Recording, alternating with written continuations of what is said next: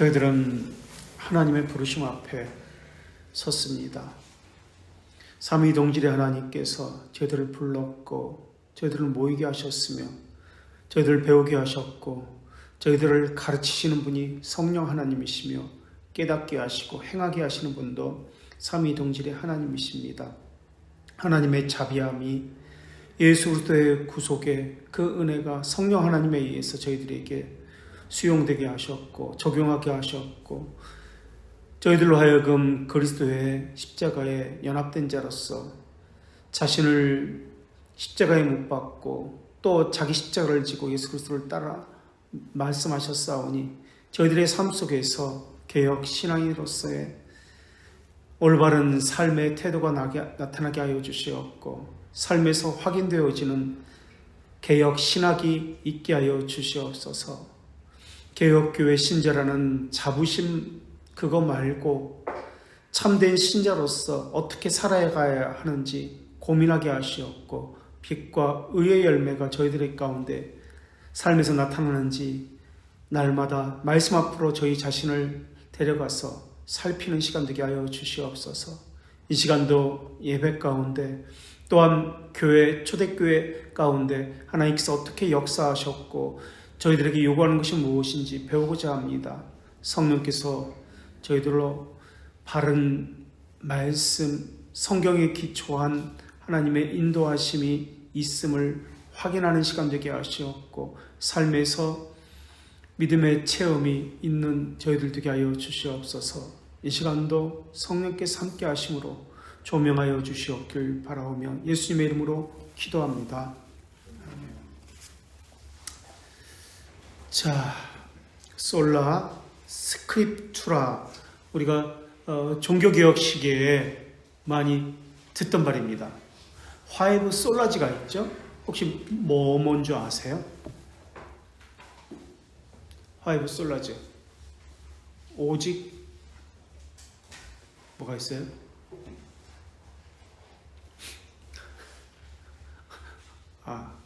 몰라요? 안 배우셨어요? 배웠는데 잊어먹은 건가? 이건 가장 기초적인 것 같은데. 화이브 솔라지 5가지 오직 몰라요? 네? 믿음. 오직 믿음. 성경. 오직 뭐라고? 성경. 또 오직 믿음 했잖아. 안 했나? 네, 오직 믿음, 오직 성경. 또 5가지가 있잖아. 오직 예수. 맞다고 해야 되나 틀리다고 해야 되나. 오직 그리스도. 또 2가지 남았죠. 오직 앞에 오직은 들어가겠죠. 5가지니까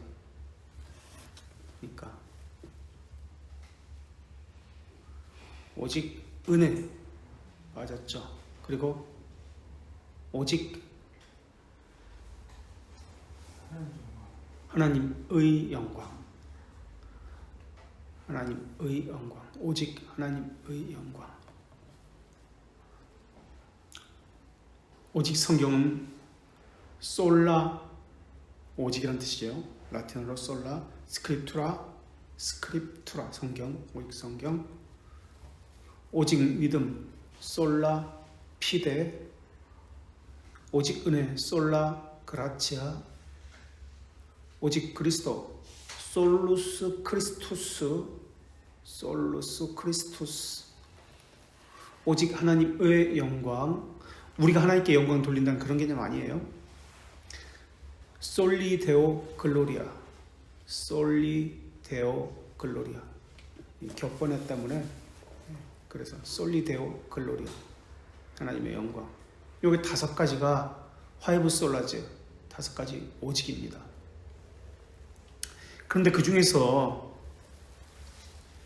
솔라 스크립투라와 솔라 에클레시아라는 이 단어의 대결이 종교개혁 시기에 있었습니다. 솔라 스크립투라 오직 성경이냐, 솔라 에클레시아 오직 교회냐? 그러니까 최종적 권위가 어디에 있는가? 최종적 권위를 어디에 두는가에 관한 겁니다. 그러니까 교회에 두는 것인가? 아니면 오직 성경에 두는 것인가?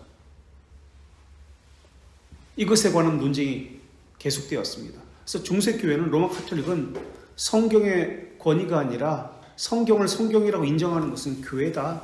그래서 오직 교회의 권위, 솔라 에클레시아를 이야기합니다. 그러나 종교개혁자들과 우리는 오직 성경만이 최종적 결정권자이다. 결정을 내린다라고 합니다. 최종적 결정을 내린다는 것은 최종적 권위를 가졌단 말입니다. 그래서 모든 논쟁은 성경에 가서 물어봐야 한다라고 이야기합니다. 이것 말고 참고로 솔라 스크립투라, 오직 성경이 있는 반면에 프리마 스크립투라가 있습니다. 이것은 프리마, 제일 성경입니다. 프리마 스크립투라는 어떤 사상이냐면 첫 번째로 가장 우선적으로 성경을 고려한다. 우선적으로 성경을 둔다라는 말입니다. 그 말은 유일한 것이 아닙니다. 오직이 아니에요. 그럼 다른 것도 성경을 첫 번째로 하고 그 다음 다른 것도 참고하겠다. 다른 것도 고려의 대상이다. 그런 말입니다. 그러니까 자신의 체험, 자신의 이성, 양심 또는 은사, 전통, 상식 이런 것들을 고려하겠다. 이게 프리마 스크립투라입니다. 그래서 프리마 스크립투라를 가지고 신앙생활하는 사람이 오늘날 너무 많습니다. 오직 성경이 아니에요. 이것도 고려하고 저것도 고려합니다. 그러나 하나님을, 성경을 가장 우선적으로 고려하겠습니다 라고 합니다. 그래서 솔라 스크립투가 아니에요. 그래서 성경 제일주의는 개혁신학이 아닙니다. 개혁신앙처럼 보입니다. 성경도 사랑하고 성경도 가장 우선시하기 때문에 개혁신학처럼 보입니다. 그러나 오직이란 말의 의미는 다른 것을 다 배제합니다 라는 뜻입니다. 성경만을 최종적 권위로 삼습니다 라는 뜻입니다. 근데 프리마 스크립투라는 다른 것도 고려하겠습니다. 그런 뜻이거든요. 성경은 사랑합니다. 근데 다른 것을 고려합니다. 자, 오늘 여기서 말하고자 하는 것은 프리마 스크립투라가 아니라 솔라 스크립투라와 솔라 에클레시아, 오직 교회의 그 논쟁입니다. 무엇을 최종적 권위로 둘 것인가? 종교개혁자들이 종교개혁을 성공할 수 있었던 이유를 오직 성경에서 찾습니다. 솔라 스크립투라. 그것만 최종적 근거로 가지고 있다라는 말입니다. 그러면서 오직 믿음, 솔라 피데, 오직 은혜, 솔라 그라치아, 솔로스 크리스투스, 오직 그리스도, 솔리데오 글로리아, 하나님의 영광, 이러한 것들을 오직 성경에 근거해서 이것을 취하게 되었습니다. 그런데 이 솔라지는 개혁교회의 구호, 슬로건일까요?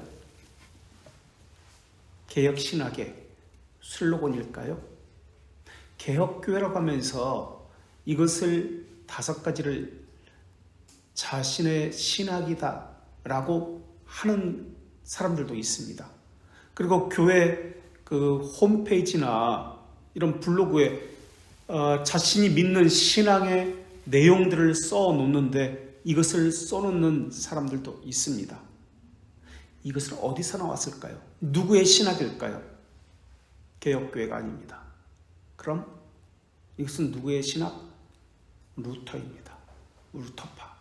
그러니까 개혁신학은 이것은 물론 동의합니다. 동의했어요. 그런데 이건 개혁교회 슬로건이 아니에요. 루터파의 그 말이 잘못됐다는 거 아니에요? 화이브 솔라가? 맞습니다. 그러나 이것은 개혁교회 슬로건이 아닙니다. 이 화이브 솔라는 원래는 3 솔라예요. 3가지밖에 없었어요. 근데 개혁교회 사람들과 만나서 이제 토론하고 논쟁을 하면서 2가지 것이 첨부된 것이죠. 그렇다면 이 루터파에서 언제 이 3 솔라가 나왔는가 하는 것이죠. 이것은 아우크스부르크 신앙 고백서라고 그 옛날에 축구선수 구자철이 뛰던 아우크스부르크 거기서 그 있었던 신앙 고백서 1530년인데요. 외우기도 편해요. 1530년 6월 25일 멜랑이톤이라는 루터의 오른팔이었던 멜랑이톤이, 이 사람은 비상한 루터는 싸움꾼이었지만 이 사람은 학자예요. 그래가지고 신앙 고백서라든지 논리적이고 지적인 것은 이 사람이 대부분 합니다. 그래서 멜랑이톤이 이것을 작성하면서 아우크스부르크 신앙 고백서에 이 3 솔라가 나옵니다. 그래서 거기서부터 비롯된 것이 화이브 솔라입니다. 자, 오직 성경이라는 것과 종교개혁자들의, 그러니까 루터파 정확히는 루터파들의 오직 성경이라는 것, 찌빙글리도 오직 성경을 기초로 논쟁을 합니다. 1차, 2차, 3차. 성경을 펴놓고 논쟁을 했죠. 찌빙글리도. 어쨌든 오직 성경이라는 명제를 이쪽 개혁파와 루터파는 내세웠습니다. 로마 카톨릭은 솔라 에클레시아, 오직 교회라는 것을 그들의 명제로 내세웠습니다. 이것이 부딪히는 거예요. 그래서 오직 교회라는 것은 중세시대에 신앙이 어떤 모습을 띠고 있는지 이것을 잘 보여주는 핵심적인 슬로건입니다. 오직 교회. 그래서 오직 교회라는 이 원리 아래서 교회가 움직여갖고 다스려갔습니다. 그래서 이것은 초대교회에 키프리아누스라는 사람이, 우리가 아직 안 배웠습니다. 초대교회 키프리아누스 교부가 있었는데 이단들의 너무나 많은 이단들이 있었기 때문에 감독의 권한을 강화하기 위해서 교회론을 이야기합니다. 그래서 교회 밖에는 구원이 없다는 것을 이야기합니다.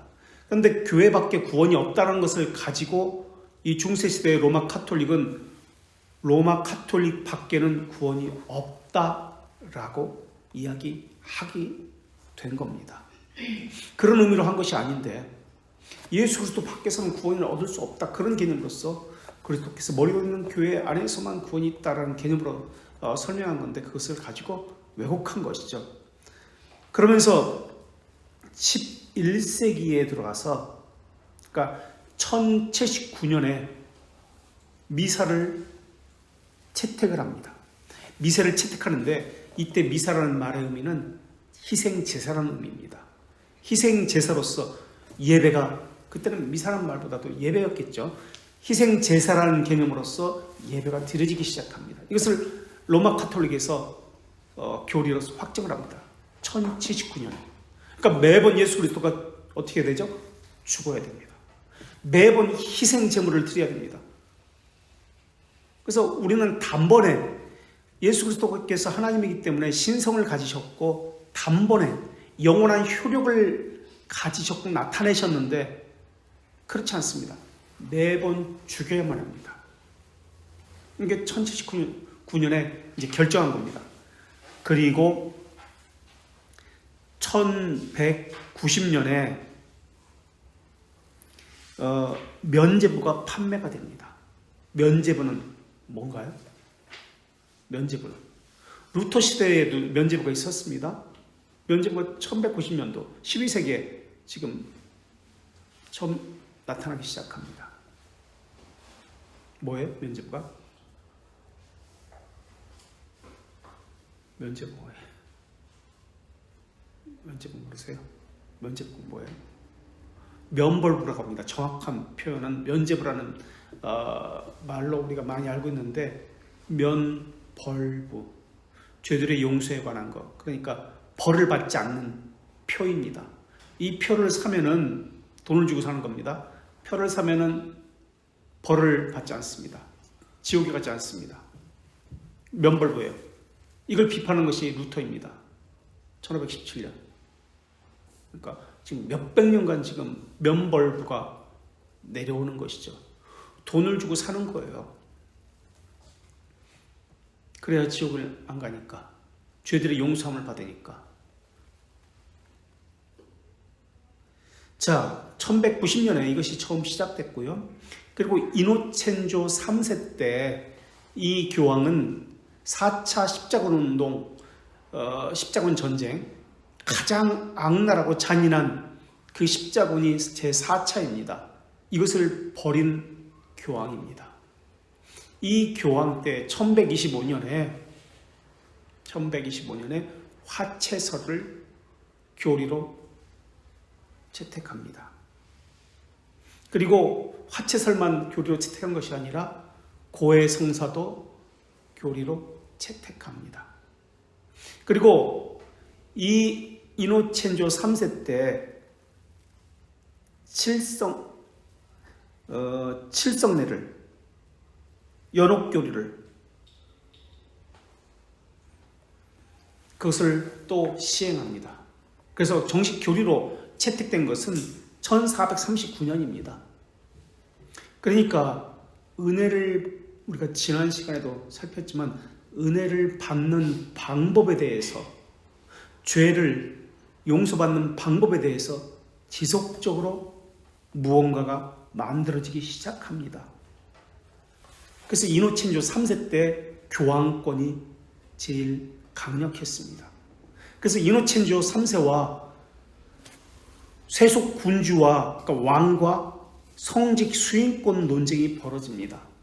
1차 성직 수인권 논쟁은 카노사의 굴욕이라고 알고 있는 하일리 4세 신성노마지국 황제와 그레고리 7세의 논쟁입니다.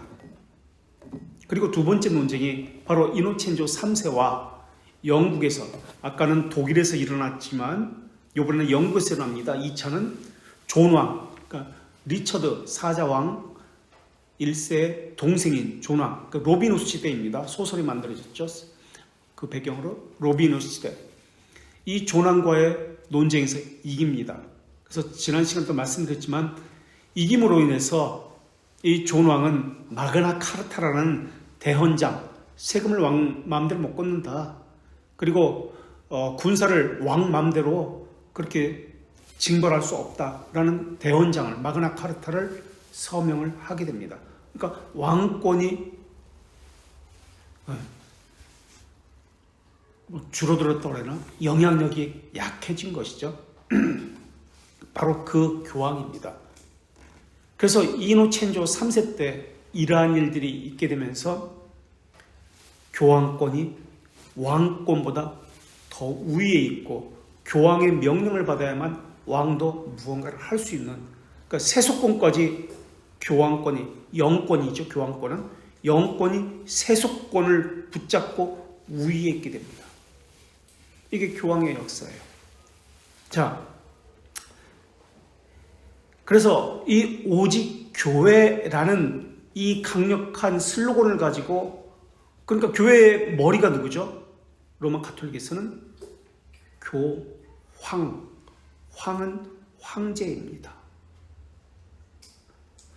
모든 교회 황제, 교황, 그죠? 포프, 황제입니다.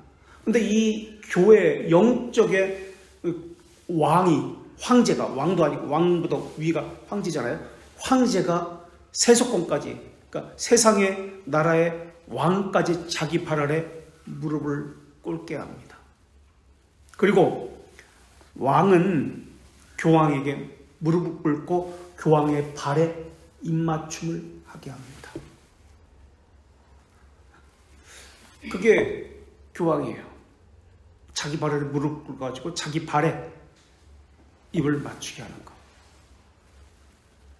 자, 그래서 교회라는 말을 쓸 때는 교황권과 연결이 됩니다.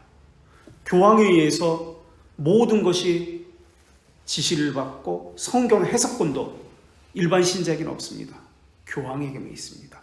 그리고 교황이 임명한 사제에게 그것을 나눠줄 뿐입니다. 천국에 가는 그 면죄부에도 교황은 무제한으로 죄를 사해 줄 수 있습니다. 사제는 뭐 20일, 좀 높은 뭐 감독은 180일, 요 날짜도 이렇게 정해져 있어요. 그러니까 교황은 뭐 자기는 마음대로 해. 하나님이니까, 이 땅에서의 하나님의 대리자니까. 그래서 교회라고 할 때 이 교회는 계급이 나눠집니다. 절대 위로 넘어갈 수 없습니다. 이 교황에 의해서 교훈, 가르침을 받는 교회라고 있고, 그러니까 가르치는 교회가 있고 가르침을 받는 교회로 이렇게 나눕니다. 교훈하는 교회가 있고 교훈 받는 교회로 나뉘어집니다. 그래서 가르치는 교회, 교훈하는 교회는 직분자를 이야기합니다. 사제들. 그리고 교훈 받는, 가르침을 받는 이 교회는 평신도라고 이야기합니다. 평신도라고 오늘날도 많이 쓰죠. 평신도라는 말은 사제주의, 계급주의라는 말이에요. 이거는 소위 개신교에서는 이 단어를 쓰지 않습니다. 써서는 안 됩니다. 계급주의를 이야기하니까.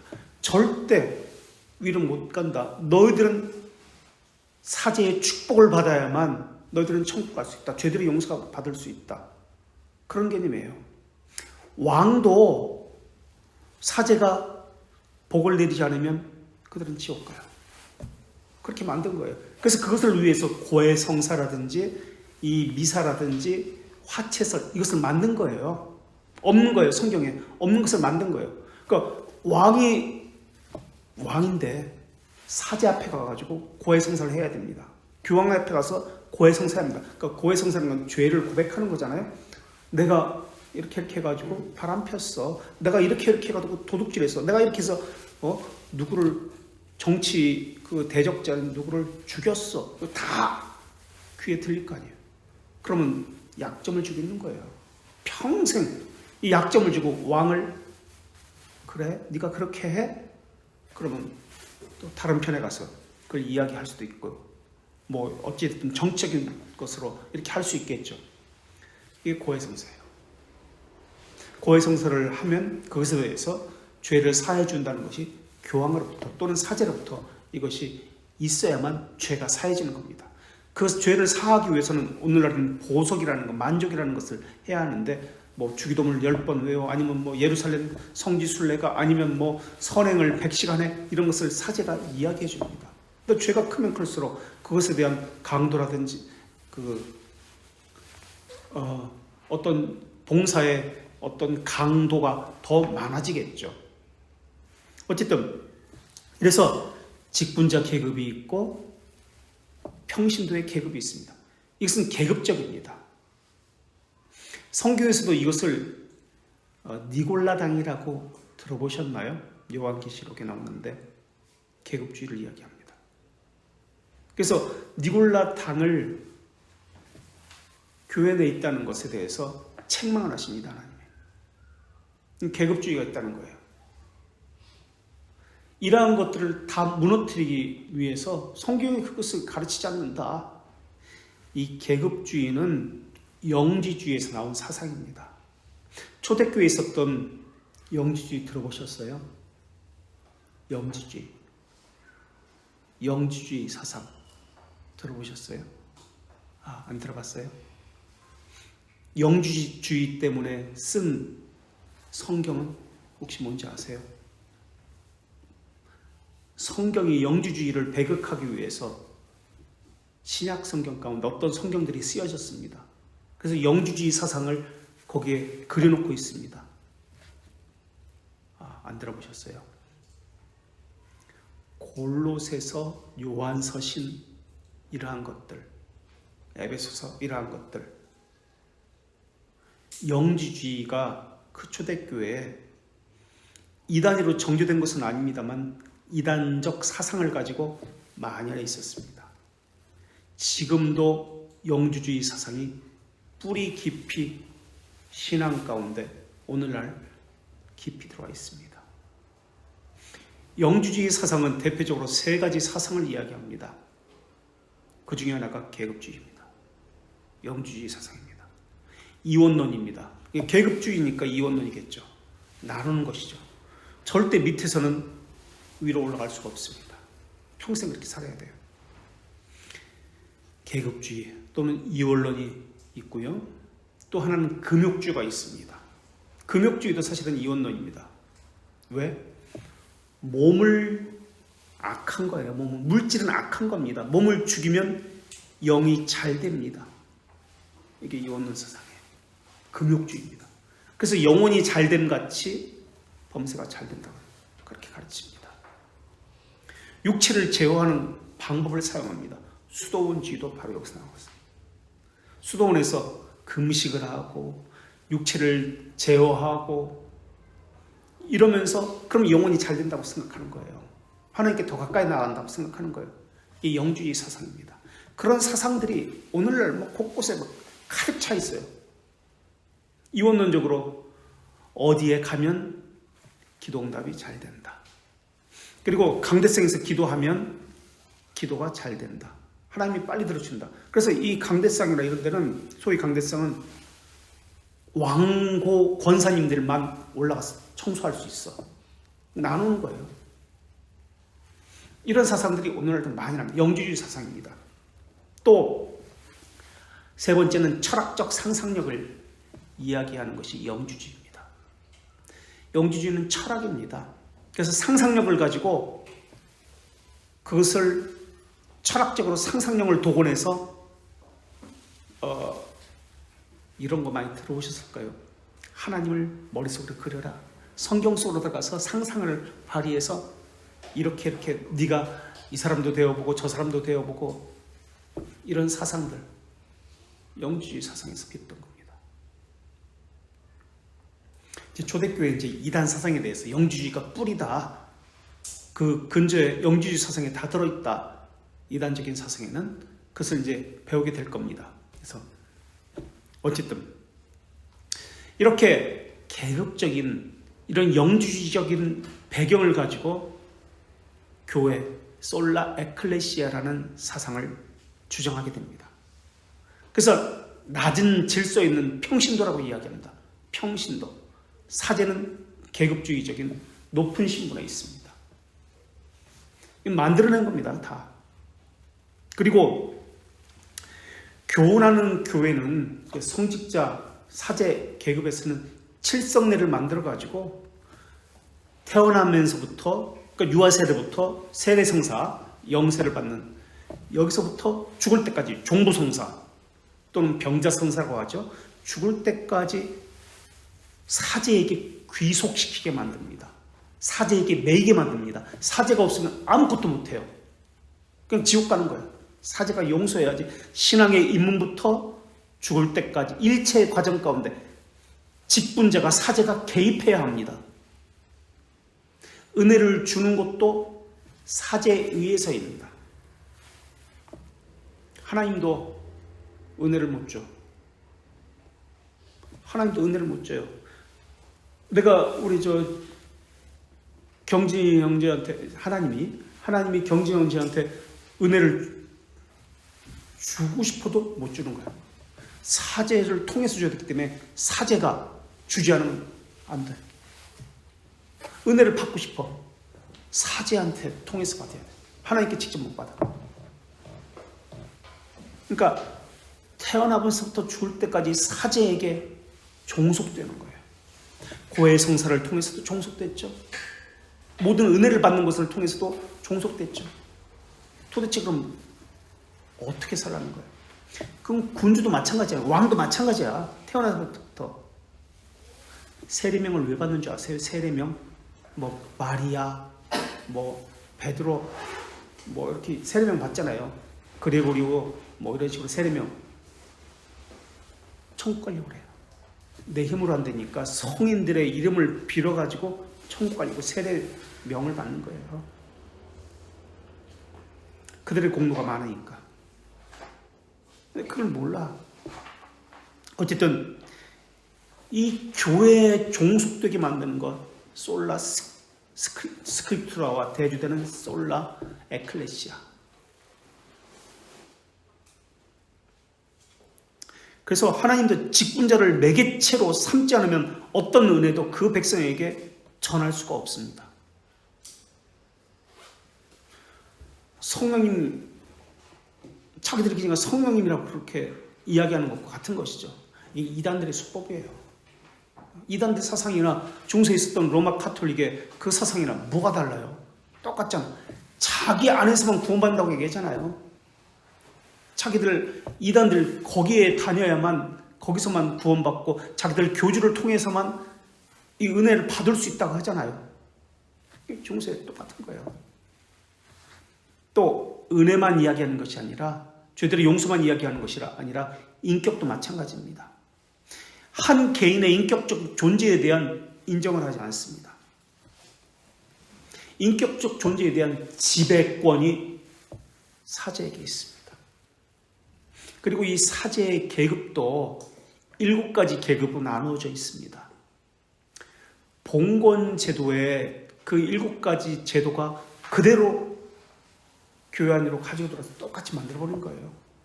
봉건 제도의 그 질서. 그래서 제일 위에 누가 있죠? 왕이 있죠? 왕의 친인척들, 듀크, 혈육들, 공작이라고 합니다. 공작. 그래서 영국 같은 경우는 장남을 웨일즈 공이라고 합니다. 그러니까 그 영지를 주는 거예요. 듀크, 공작. 그 다음 왕이 있고 공작이 있고 그 다음에 후작이 있습니다. 그 다음 백작, 자작, 남작, 평민이 있습니다. 그래서 7개로 봉건시대에 이렇게 나뉘어져 있습니다. 이게 그대로 세속에 있는 것이 교회 안으로 들어옵니다. 그래서 그대로 사제 계급을 7개로 나눕니다. 왕, 아까 얘기했던 왕보다 한 끗 위다. 교황, 황제다. 왕이에요. 그 왕보다 위인 거예요. 교황. 그 다음 교황을 뽑을 수 있는 그 사람들만 뽑을 수 있어요. 우리나라도 있었는데 추기경. 옷도 달라요. 이 사람들은. 교황, 추기경. 그러니까 황족 같은, 공작 같은 사람들이 추기경이에요. 추기경. 그 다음 밑에가 대주교. 그러니까 큰 도시, 서울, 우리나라의 대주교가 몇 명인 줄 아세요? 전주교회. 몰라요? 서울에 있겠고, 대전에 있겠고, 광주에 있겠고, 큰 도시, 우리나라 직할시, 부산 뭐 이렇게 큰 직할시가 아니라 뭐라고 해요? 서울 특별시 말고 또 뭐 있잖아요. 대전, 광역시인가? 이 교구가 있어요. 큰 도시. 이 대주교. 그래서 제가 알기로는 5개 교구가 있는 걸로 알고 있어요. 아닌가? 하여튼 어쨌든 이게 지금 대주교. 그 밑에 주교. 그 밑에 감독. 그 밑에 사제. 그 밑에 평신도. 이렇게 나뉩니다. 7가지. 똑같아요. 우리는 세상에서 세상의 교회가 나아가서 세상과 하나가 되어야 된다. 그런 말을 듣잖아요. 그건 잘못된 말입니다. 세상에서 구별된 사람이에요. 우리는. 교회는. 세상과 달라야 합니다. 그런데 교회가 세상과 같아지려고 합니다. 문턱을 낮추라고 이야기합니다. 아닙니다. 구별성을 이야기해야 합니다. 교회 역사를 보면 이런 세속에서 가지고 온 것이 교회를 타락하게 만들었습니다. 그대로 가지고 와요. 세상에 있는 그것을 이 봉건제도의 이 직분도 그대로 가지고 와서 교회에서 활용합니다. 은혜 받는 방법도 고안해가지고 그대로 세속에서 가져가지고 만듭니다. 초대교회에서도 보겠지만은 황제가 지난 시간도 말씀드렸죠. 신격화시킵니다. 신격화. 그래서 신격화를 반대하는 그런 모든 특히 기독교인들을 이제 죽이게 되고 핍박하게 된 거죠. 자, 그래서 교황 이외의 다른 인격들은 사유하는 것, 성경을 해석하는 것, 성경을 읽는 것, 지금은 읽는 것은 그렇지 않습니다. 성경을 읽는 것, 성경을 소주하는 것 절대 인정하지 않습니다. 그럼 화형, 죽임을 당합니다. 그래서 성경 번역도 할 수 없었던 거예요. 성경도 소지할 수 없었던 거예요. 그래서 위클리프라든지 중세 때 또는 왈도파도 마찬가지고요. 종교개혁 시기에 종교개혁자라고 하는데 이 사람들도 마찬가지입니다. 성경을 소지했고 번역했기 때문에. 우리가 무슨 권한으로 그것을 하느냐? 성경을 해석할 권한은 없어요. 이 사람들에게는. 교황에게만 있어요. 그래서 교황은 천상에 있는 그리스도께서 성육신하신 그리스도로, 이 땅에 있는 그리스도라고 그렇게 생각하고 있습니다.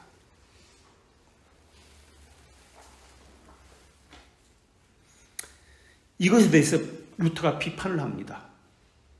그래서 1520년에 세 가지 논문 나옵니다. 그래서 지난 시간에도 우리가 말씀드렸지만, 주일날 말씀드렸지만은 1520년 루터의 세 가지 논문, 아주 최고의 걸작이죠. 루터가 쓴 세 가지 논문 20년에 같이 나옵니다. 그래서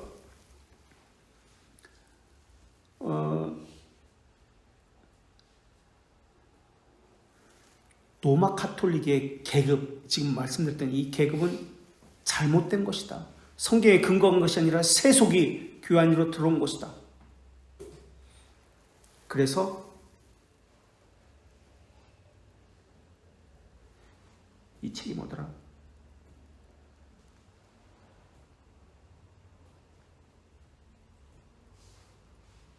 교회 바벨론 포로란 책, 교회 바벨론 포로란 책에서 이야기합니다. 죄송해요.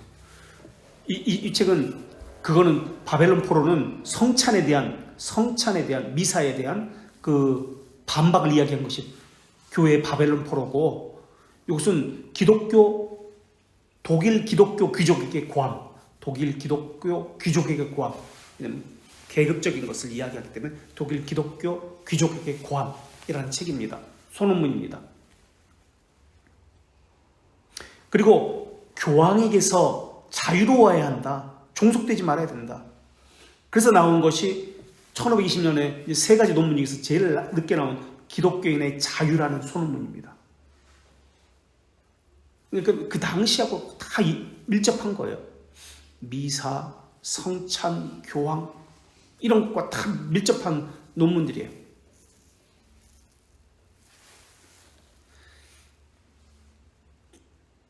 한 분 하나님이라고 할 때 한 분이라는 뜻이 무엇일까요? 한 분. 한 분이라는 뜻. 숫자 하나라는 개념이 아니에요. 한 분 하나님이라고 할 때 한 분은 숫자 하나의 개념이 아니고 유일하다라는 뜻입니다. 유일하다. 유일하신. 그런데 양자론과 초대교회의 대이단인 양자론, 또는 이 사람을 이름을 따서 아리우스주의라고 합니다. 양자론이 있었고요. 또 양태론이라는 것이 있었습니다. 양태론은 이 사람의 이름을 따서 사벨리우스주의라고 합니다. 양태론은 사벨리우스주의, 양자론은 아리우스라는 사람이 주장했기 때문에 아리우스주의라고 합니다. 그것을 따르는 사람을 아리안주의, 이런 식으로 이야기합니다. 이 사상이 뭐냐면 단일 군주가 있다는 사상입니다. 단일 군주가 있다. 그래서 이 군주 아래 유일한 지배자입니다. 군주는 유일한 지배자입니다. 그 밑에 종속된 신하들 또는 조금 못한, 왕보다 못한 이런 자들이 있다라는 개념을 이야기하고 있는 것이 이 양자론과 양태론입니다.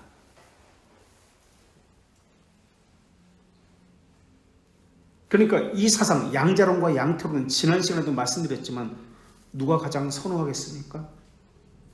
왕. 자기는 신격화 시켜가지고 하나님처럼 하고 밑에 사람들은 감히 넘볼 수 없는 거예요. 신적인 존재를 어떻게 감히 넘볼 수 있어? 이게 지금 교황제도예요. 그래서 아리우스주의 이게 그대로 가는 거예요. 교황제도로. 그리고 이것은 영주주의에 초대교회에 있었던 영주주의에서 이게 다 사상이 나왔다고 말씀드렸죠. 그래서 초대교회 영주주의로부터 이 아리우스주의, 수도원주의, 로마 카톨릭, 스콜라주의 다 나오는 거예요. 같은 뿌리에 다 이어지는 거예요. 그래서 양태론은 혹시 삼일체 설명을 하면서 들어본 적이 있을지도 모르겠는데 삼일체 설명을 어떻게 해야 되나요? 어떻게 배웠어요? 삼일체 하나님에 대해서 어떻게 설명해야 된다고? 혹시 이렇게 들어보신 적이 있나 모르겠습니다. 집에서는 하나님은 아버지고 교회선 장로님이야. 학교 가면 선생님이야. 이게 양태론입니다. 초대교회 이단. 물을 봐. 얼으면 고체가 되고 열을 가하면 기체가 돼. 수증기가 돼. H2O야. 그게 물이야. 그게 양태론입니다. 수박을 봐. 겉에는 딱딱하지만 속에는 빨갛고 이렇게 하면 물이 나와. 양태론입니다. 태양을 봐. 빛이 있고 또 뜨거운 열이 있고 태양이라는 본질이 있어. 양태론입니다. 양태론은 한 존재가 이때는 이 모습으로 저때는 저 모습으로 나타난다는 개념이 양태론입니다. 이게 초대교회 이단입니다. 그러니까 왕이 하나님인데 왕으로서 이렇게 나온 거예요. 또 예수님은 양자로는 하나님이 아니에요. 하나님처럼 여겨진 거예요. 세례받을 때. 또는 태초에 하나님처럼 여겨진 거예요. 하나님과 동등하지 않아요. 그러나 우리 니케아 신경에서는 뭐라고 합니까? 동일 본질이라고 합니다. 동등하다. 영광도 예배도 경배도 기도를 받는 것도 성부, 성자, 성령은 동일하시다. 동등 본질이다. 이렇게 배웁니다. 근데 그들은 그렇게 하지 않아요. 그래서 기도를 할 때 성부 하나님에게만 합니다. 성부 하나, 성령이나 성자 하나님은 좀 부리는 종처럼, 성령은 막 메신저처럼 왔다 갔다 사람에 의해서 그 로마 가톨릭의 사제처럼 내가 은혜를 줄 수 있는 거예요. 그래서 성령이 여기 있다. 성령 받아라. 막 이렇게 얘기하는 거예요. 이게 사제들 모습이에요. 그대로 오늘날 일어나고 있는 그 모습들이에요. 자, 지금 저희들은 솔라 에클레시아와 솔라 스크립투라라는 주제를 가지고 이야기합니다. 그러니까 오직 성경이냐, 오직 교회냐. 근데 중세와 종교개혁 시대 이때는 오직 교회라는 권위를 가지고 최종적인 권위가 교회에 있다는 것을 가지고 계속해서 이야기했지만 종교개혁자들은 오직 성경에 있다. 최종적인 권위를 그것을 가지고 지금 이야기하고 있습니다. 그래서 교황은 황제니까 황자가 황제거든요. 세상의 세속권까지 장악을 합니다. 그래서 교황이라는 용어를 자기에게 붙이기 시작하는데 이게 607년 보니파치오 3세 때 자기 스스로 교황, 우주의 아버지, 황제다. 그렇게 붙인 거예요. 자기 스스로. 다 속임의 역사고 거짓의 역사입니다. 자기 스스로 붙여요. 누구도 인정하지 않았죠.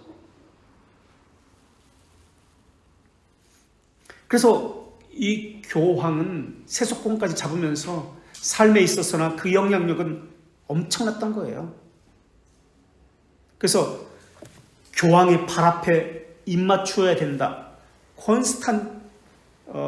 콘스탄티노 709년에 이것을 정합니다. 콘스탄티노라는 교황이 709년에 모든 군주는 왕은 교황에 엎드려서 교황의 발에 그 냄새나는 발에 입을 맞춰야 된다.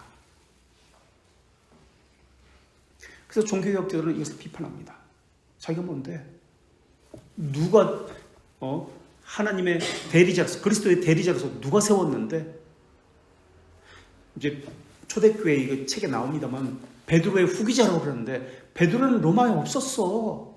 일대 교황이 베드로라는데 베드로는 로마에서 죽었을 뿐이지 거기서 교회를 섬긴 적이 없어. 그 이야기가 나옵니다. 성경에 보면. 이 책에도 나오고. 그래서 오직 성경의 원리에 의해서 그들이 타격을 받습니다. 교직제도, 계급제도, 이것이 또한 무너지기 시작합니다. 그래서 교회의 유일한 머리는 예수 그리스도 외에는 없다. 그래서 의존적이고 비인격적인 굴레를 깨트려 나가기 시작합니다. 그래서 인격적이고 각자 개인이 일반 신자가 하나님께 직접 만날 수 있는 성경의 근거를 가지고 그것을 이야기하기 시작합니다. 그래서 종속에서 벗어나는 거예요. 인격적 주체로서 하나님 앞에 바르게 개인이 설 수 있게 된 겁니다. 그게 종교개혁입니다.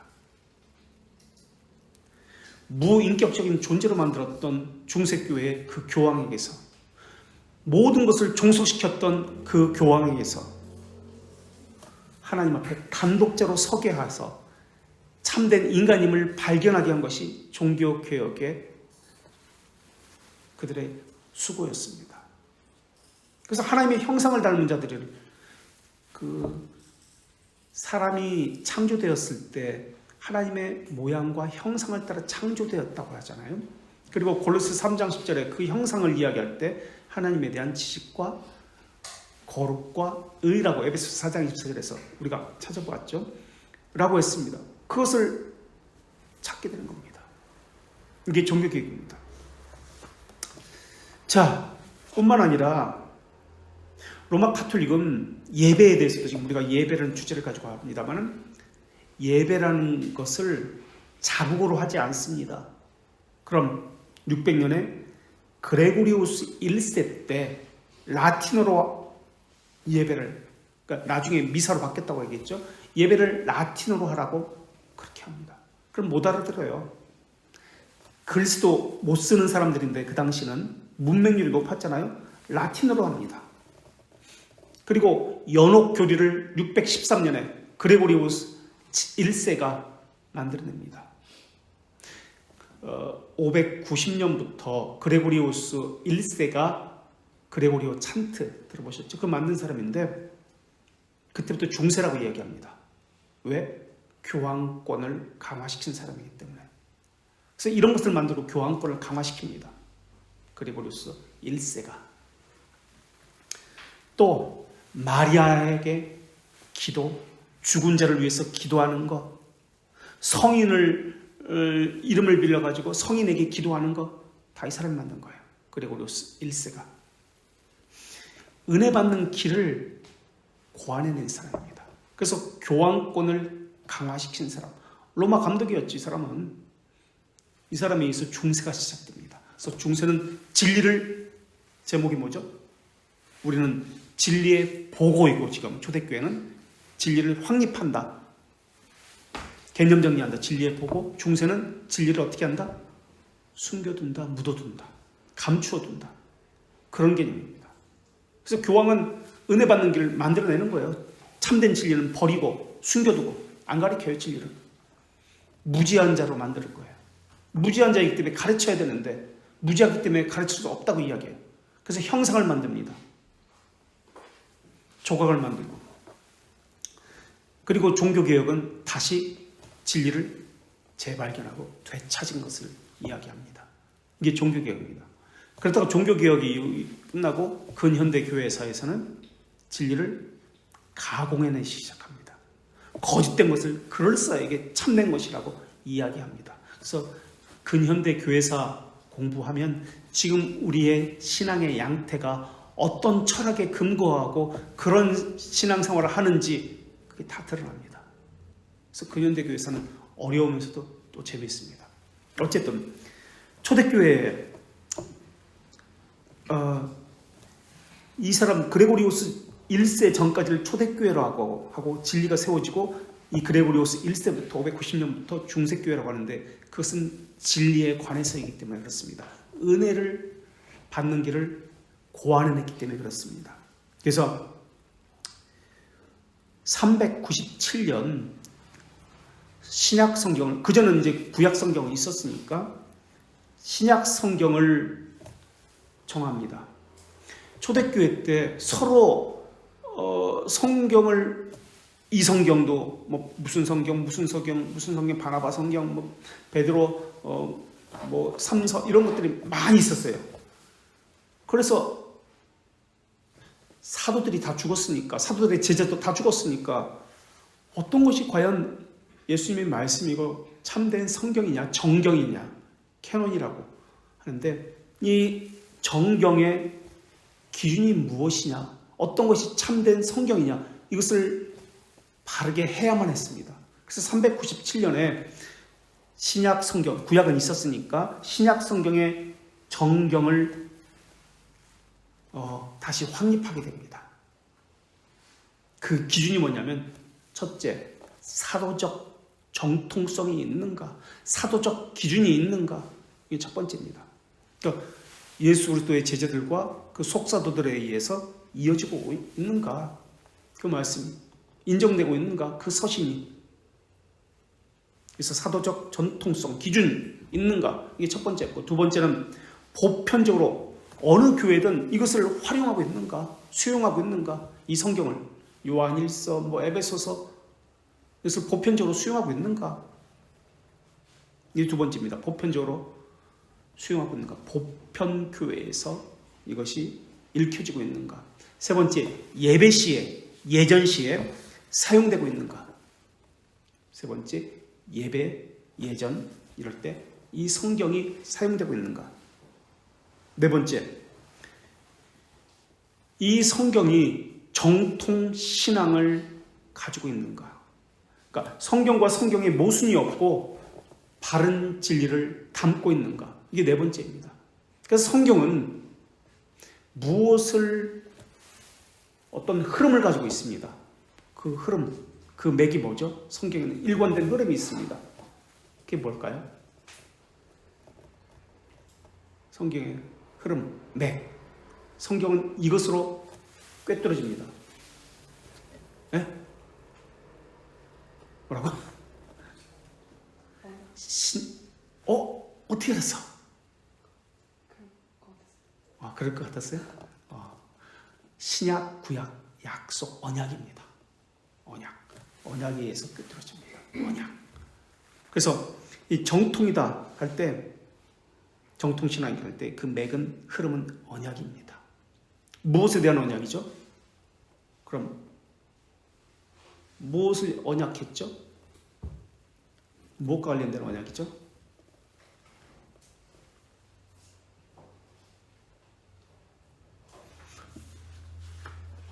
제 생각에는 첫 번째, 예배는, 교회는 예배 공동체이다, 이것까지 하려고 그랬는데 항상 그렇듯이 안 됐어. 예수 그리스도 죄들의 용서에 대한 언약이죠.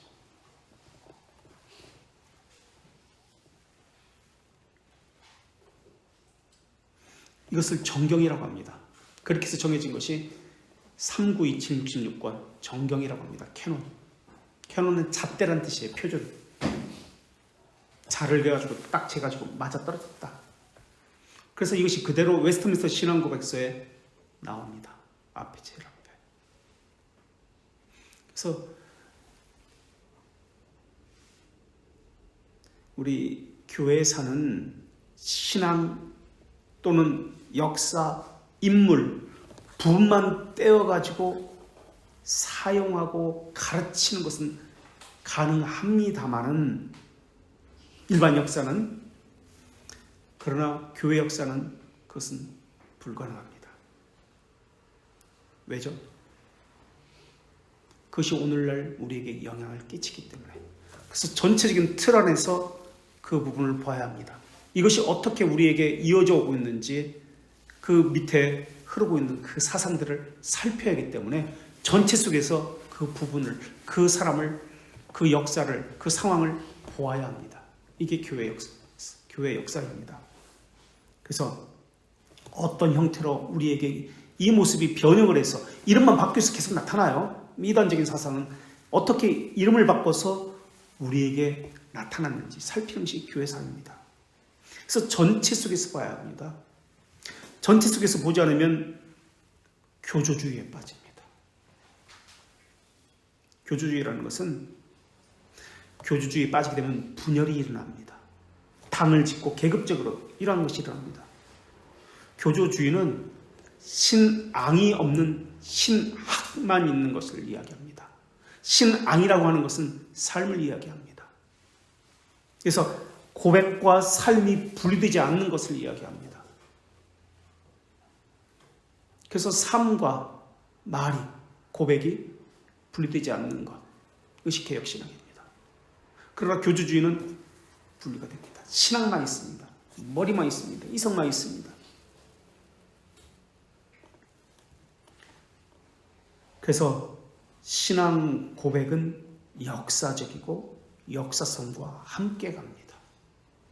이것을 살펴야 됩니다. 그런데 오늘날 개혁교회라고 하면서 개혁신앙을 가르치지 않습니다. 신앙, 삶에서 어떻게 고백과 일치된 삶이 나타나는지 이것을 가르치지 않습니다. 삶에는 관심이 없어요. 그냥 신학만 가르쳐요. 교주주의에 빠집니다.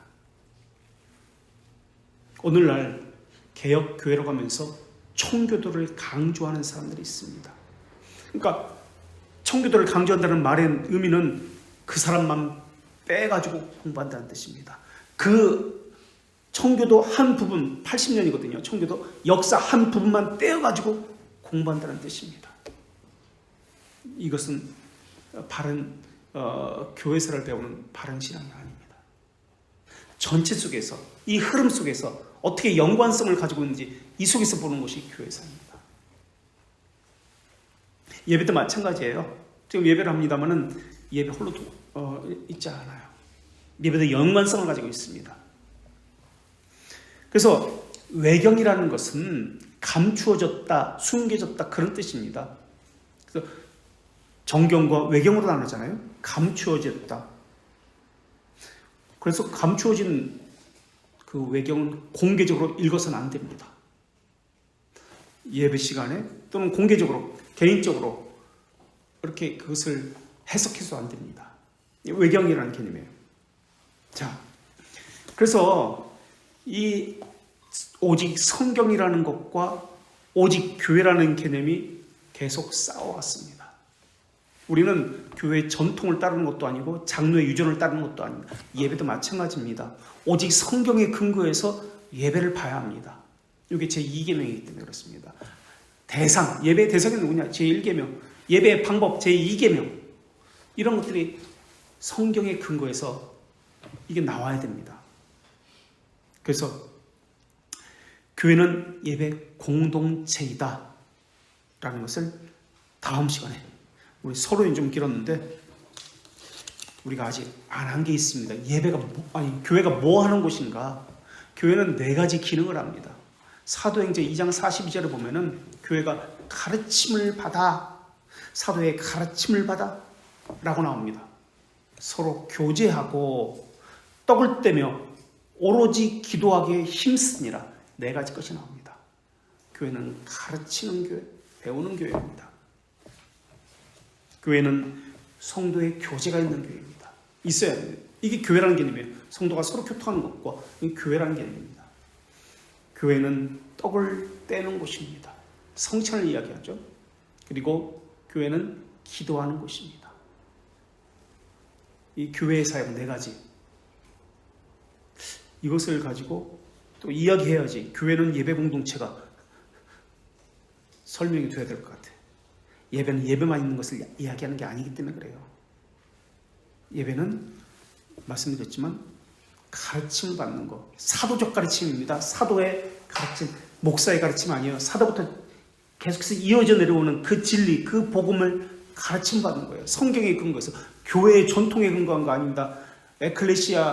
솔라 에클레시아에 근거한 거 아닙니다. 솔라 스크립처에 근거한 것을 가르침 받습니다. 그리고 성도의 교제가 있어야 되고 떡을 떼는 것이 있었고 성찬은 의미가 뭐죠? 그 언약을 발견하는 성찬은 성례는 언약이 그 안에 핵심이 있습니다. 그리고 오로지 기도하기를 힘쓴다.